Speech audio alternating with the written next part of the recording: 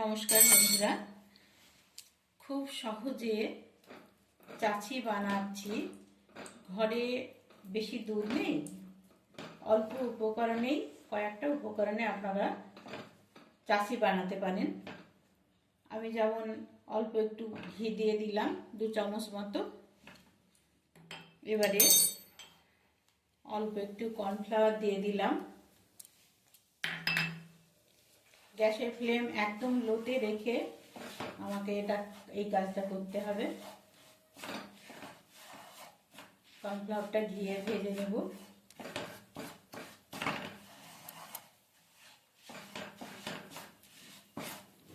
দুই এক মিনিট সময় নিয়ে আমি এটা ভেজে নেব।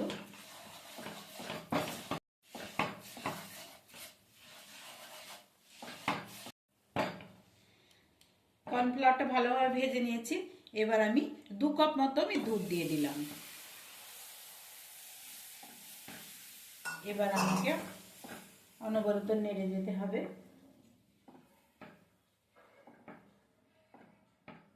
দুধের সঙ্গে কর্নফ্লাওয়ারটা আমি খুব ভালোভাবে মিশিয়ে নেব।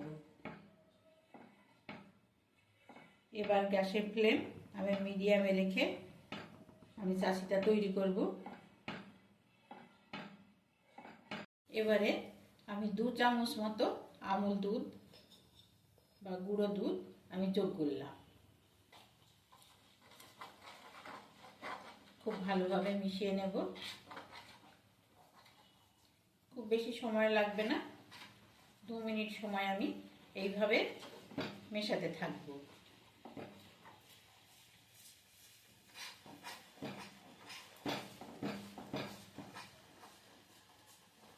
এবারে আমি একটা চমচম নিয়ে নিচ্ছি।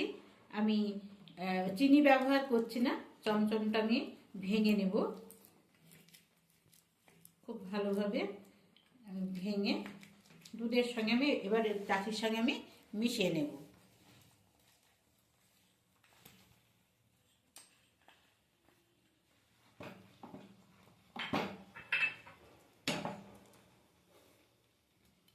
স্প্যাচুলা দিয়ে খুব ভালোভাবে মিশিয়ে নেব।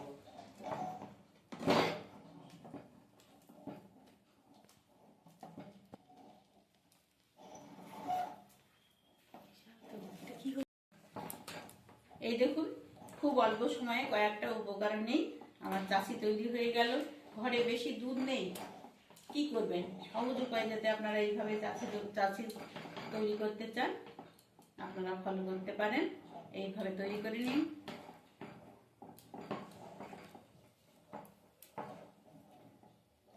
এবারে এই চাচি দিয়েই আজকে আমি পাটিসাপটা বানাবো।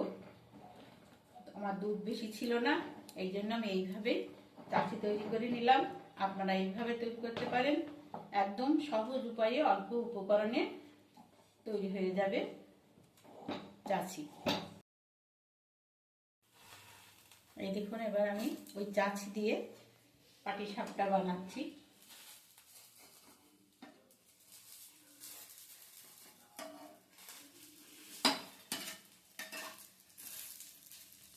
এই দেখুন, তৈরি হয়ে গেল একটা পাটিসাপটা।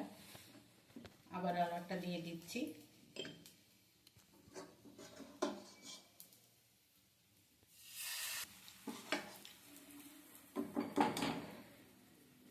পাটিসাপটার ব্যাটারটা আমি বানিয়ে নিয়েছি।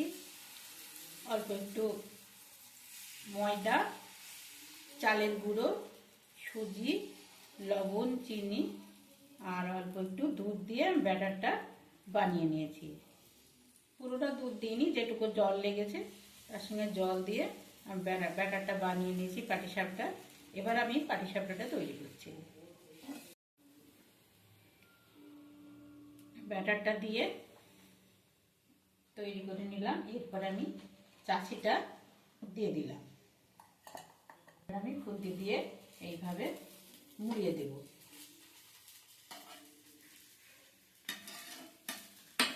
ব্যাস, তৈরি হয়ে গেল পাটিসাপটা।